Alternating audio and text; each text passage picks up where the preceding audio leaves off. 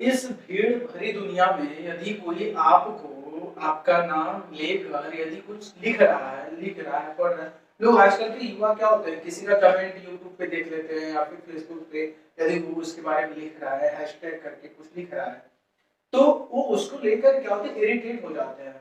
Irritate एकदम नहीं होना है।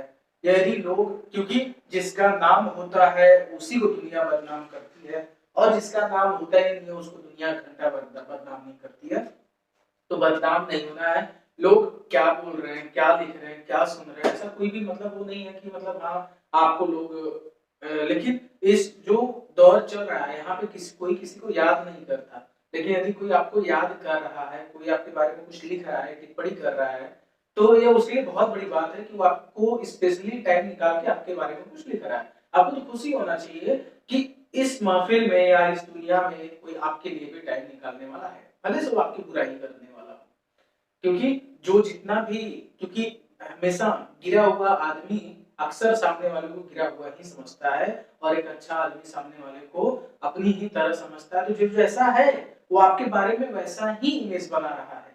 तो सोचने या डरने की बात नहीं है, जो जैसा है उसको वैसे सोचने दीजिए। अगर कोई गिरा हुआ आदमी है तो आपको भी वो गिरा हुआ समझेगा।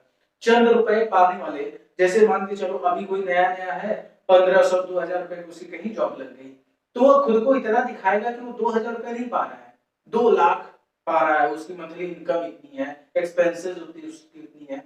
भले से उसको आ नहीं रहा है, देश दुनिया से कोई मतलब नहीं है, दुनिया के आर रूल्स के बारे में, जो रूल का आर होता है उसके बारे में भी उसको नहीं पता होता, लेकिन कमेंट करने के लिए कह दो तो भाई सब लोग करेंगे, दुनिया है।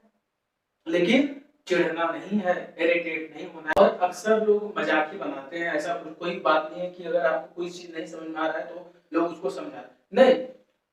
आदमी अगर नया नया खड़ा होना सीख रहा है, खड़ा नया नया होने की उसको उसकी कोशिश कर रहा है, तो आपको वो सोचेगा मैंने पूरी दुनिया पे चढ़ाई कर दी है, मैं सिकंदर बन गया। ऐसा कुछ भी नहीं होता। वास्तविकता से परिचय कराते हैं कि ईएमआई पे जीवन जीने वाले लोग अक्सर खुद को अंबानी ही समझते हैं। वास्तविकता में क्या है भाई, ईएमआई चल रहे हैं, ईएमआई पे उन्होंने कोई गाड़ी निकाल ली तो दिखाएंगे, चलो अच्छा पहले रिश्तेदारों के यहाँ चलते हैं, उनको दिखाते हैं, उनको चिढ़ाते हैं। वास्तविकता है क्या, रियलिटी है क्या सर? रियलिटी तो वहां है ना कि वो जो ईएमआई पे उन्होंने कैसे कैसे करके गाड़ी ली है, उन्होंने गाड़ी कैसे निकाली है।